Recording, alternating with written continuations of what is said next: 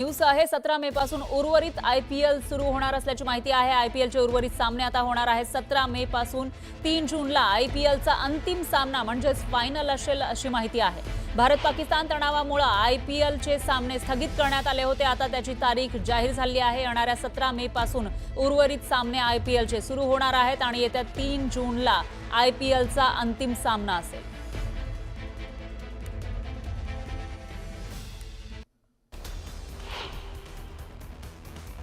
चांदवडच्या तळेगाव रोही इथं गाव गुंडांच्या टोळीनं हैदोस घातला। किरकोळ कारणावरून एका दिव्यांगाला पट्टा दांडुक्यानं बेदम मारहाण केली।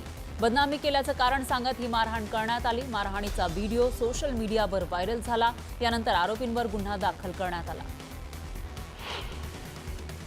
जालन्याच्या धुळे सोलापूर महामार्गावरील बरसवाडा फाट्यावर भीषण अपघात झाला।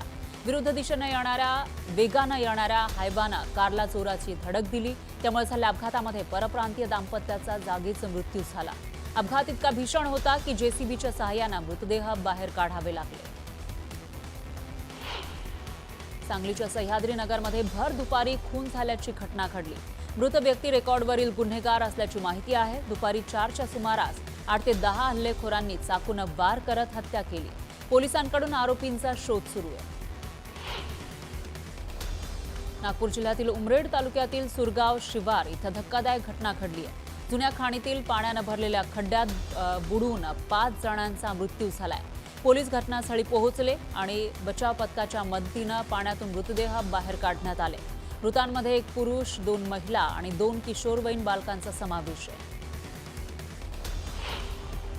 नागपूरमध्ये कुख्यात गुन्हेगाराकडून 66 ग्रॅम एमडी ड्रग्ज जप्त करण्यात आले। तर 1 पिस्तूल आणि कारतूससह 3 आरोपींना गुन्हे शाखेच्या पोलिसांनी बेड्या ठोकल्या।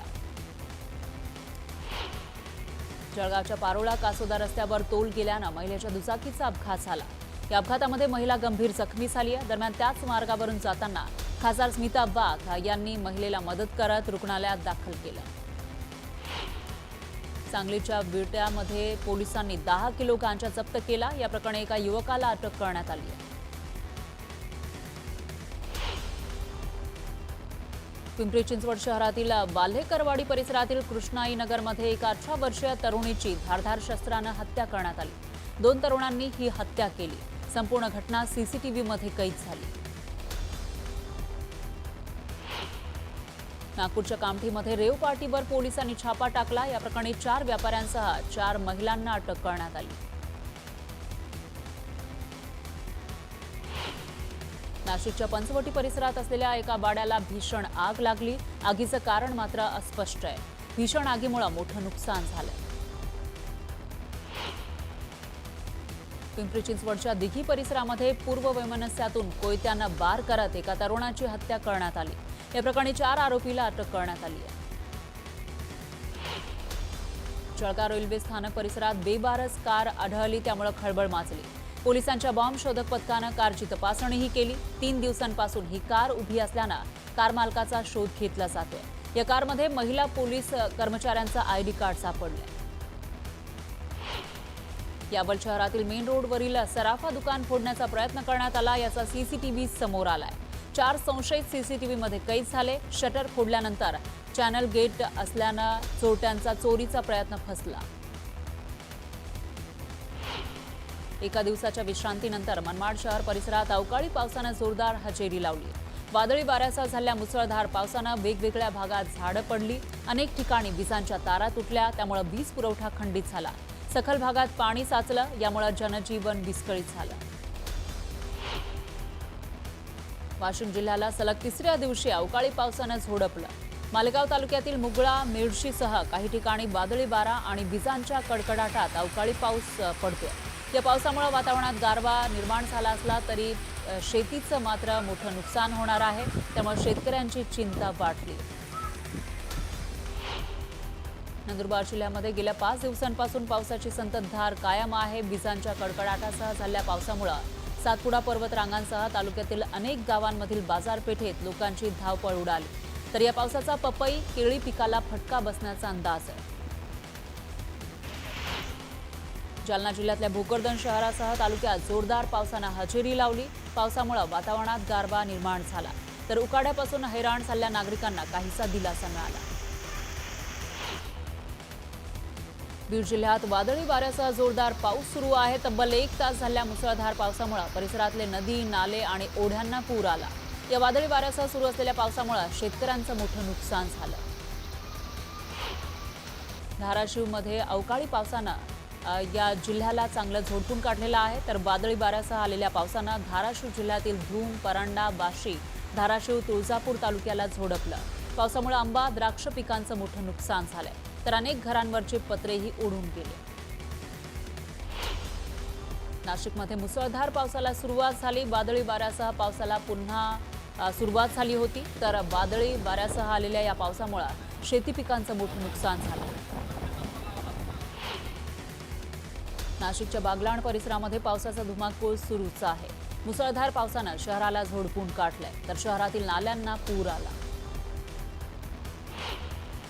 जालन्यातल्या वादळी वाऱ्यासह अचानक आलेल्या पावसाचा अनेकांना फटका बसलेला आहे। अंबड तालुक्यातील हसनापूर इथले शेतकरी कृष्णा सोनवणे यांच्या वॉल कंपाऊंड भिंत आणि घराला तडे गेले, त्यामुळे मोठं नुकसान झालंय। तर खतांचंही मोठं नुकसान झालं। बीड शहरामध्ये 3:30 वाजण्याच्या सुमारास जोरदार वाऱ्यासह अवकाळी पाऊस सुरू झाला।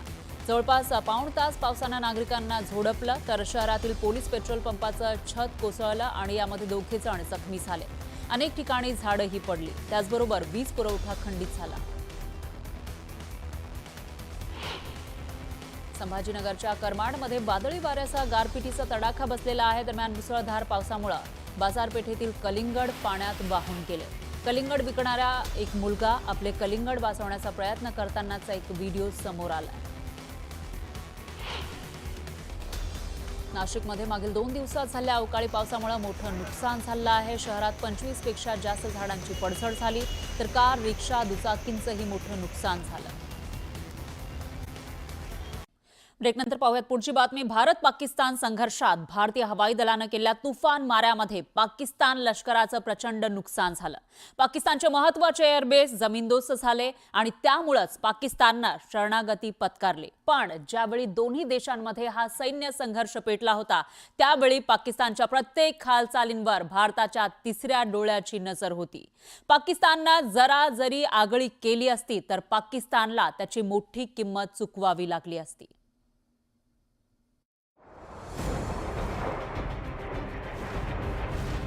भारतानं ऑपरेशन सिंदूर सुरू केल्यानंतर पाकिस्तान लष्कराचं धाबदन आणलं।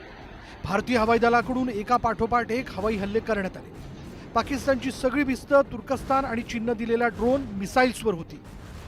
पाकिस्तानने ड्रोन आणि मिसाईल्सचा भारताच्या दिशेनं मारा केला।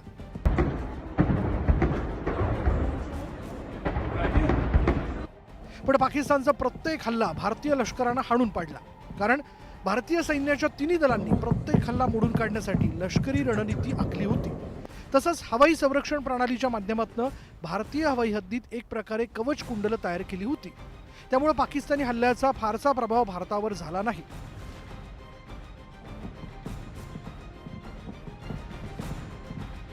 पाकिस्तानचे ड्रोन आणि मिसाईल्स हवेतच नष्ट करण्यात आले। एकीकडे भारतीय सैन्यानं पाकिस्तानवर हल्ला चढवला होता, तर दुसरीकडे आकाशातून पाकिस्तानच्या प्रत्येक हालचाली टिपल्या जात होत्या। पाकिस्तानच्या प्रत्येक हालचालींची खबर भारतीय लष्कराला मिळत होती आणि त्याचं कारण म्हणजे भारतीय अंतराळ संस्था इस्रो ही ॲक्शन मोडवर आलेली होती। 10 उपग्रहांद्वारे पाकिस्तानवर पाळत ठेवण्यात आली। We have to monitor the entire 7,500 kilometer seashore area. We have to monitor, and entire northern part we have to monitor continuously. Without satellite technology, without drone technology, we cannot achieve that. Today I am happy to inform that at least 10 satellites are continuously working, 24/7 working for the strategic purpose to ensure safety and security of the citizens of this country.